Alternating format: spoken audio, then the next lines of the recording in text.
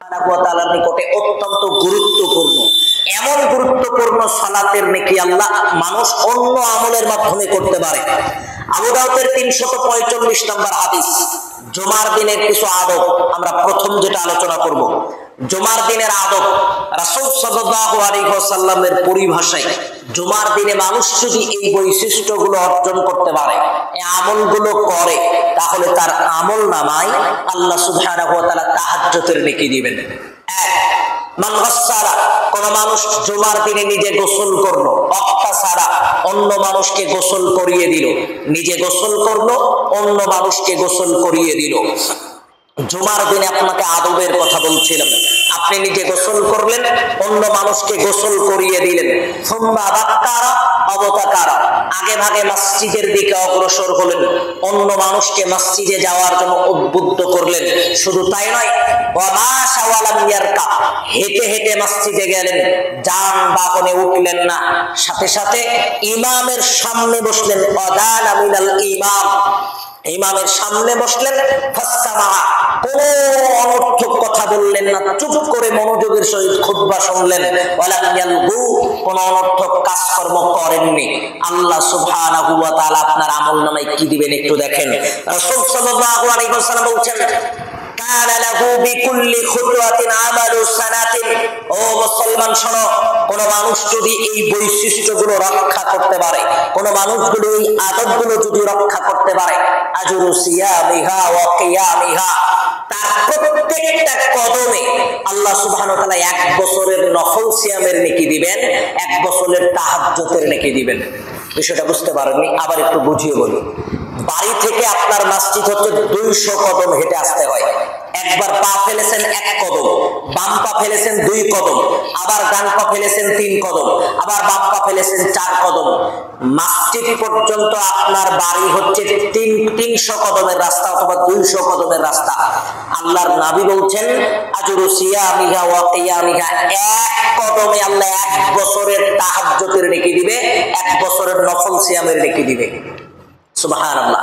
তাহলে জুমার দিনে আমরা এই আদবগুলো, এই বৈশিষ্ট্যগুলো রক্ষা করে চলার চেষ্টা করব।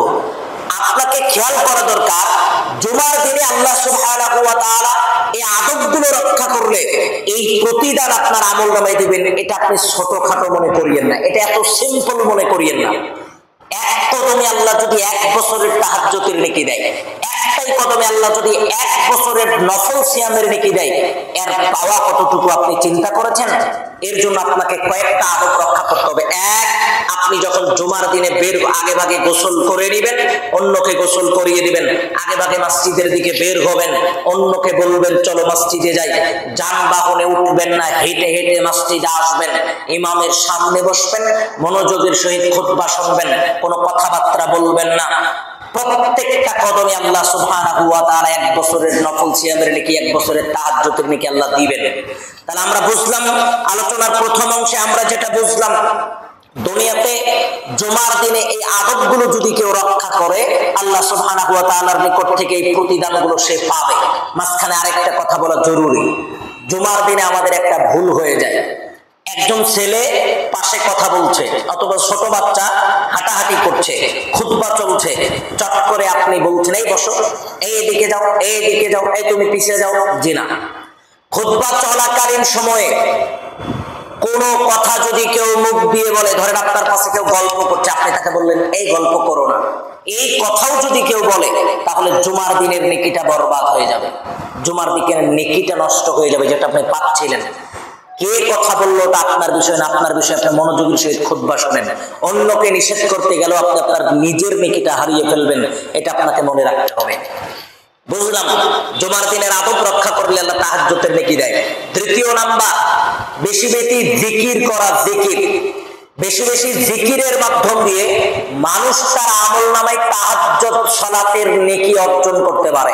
আল্লাহ বলছেন, আলা বিযিকরিল্লাহি তাতমাইন্নুল কুলুব, জিকির মানুষের অন্তর, আত্মাকে প্রশান্ত করে। জিকির মানুষের আত্মাকে প্রশান্ত করে। এর অনেক কথা আছে, আমি আপনাকে সেদিকে নিয়ে যাব না। সহিহ তারগীবে, সহিহ রিওয়ায়াতে, সহিহ সনদ একটা রিওয়ায়াত বর্ণিত হয়েছে, 1496 নম্বর একটা রাওয়ায়াত রাসূল সাল্লাল্লাহু আলাইহি ওয়াসাল্লাম ব্যক্ত করছেন, মান ফাতাহুল লাইল আও ইউকাবিদাহু, কোন মানুষ রাত জেগে ইবাদত করা তার নিকটে কষ্টের ব্যাপার, রাত জেগে সে ইবাদত করতে পারে না, এটা তার নিকটে খুব কষ্ট। অবাখিলা বিমালিহি আইয়ুনফিকাহু, পকেট থেকে 2টা টাকা বের করে দান করবে, এটা তার কাছে খুব কষ্ট, মানে কৃপণ মানুষ, কৃপণতার কারণে এটা পারে না। অজাবুনা আনিল আদুব্বি, শত্রুর বিপক্ষে যুদ্ধ করবে, এই শক্তি এই মনোবল তার ভিতরে নাই। আল্লাহর নবী বললেন এই মানুষটা ফালিয়ুকফির, এই মানুষটা যেন বেশি বেশি বলে, এই মানুষটা যেন বেশি বেশি পাঠ করে। কোন জিনিস বেশি বেশি পাঠ করবে? আল্লাহর নবী একটা ছোট্ট একটা তাসবিহ আপনাকে শিখালেন। আল্লাহর নবী বলছেন সুবহানাল্লাহি ওয়া বিহামদিহি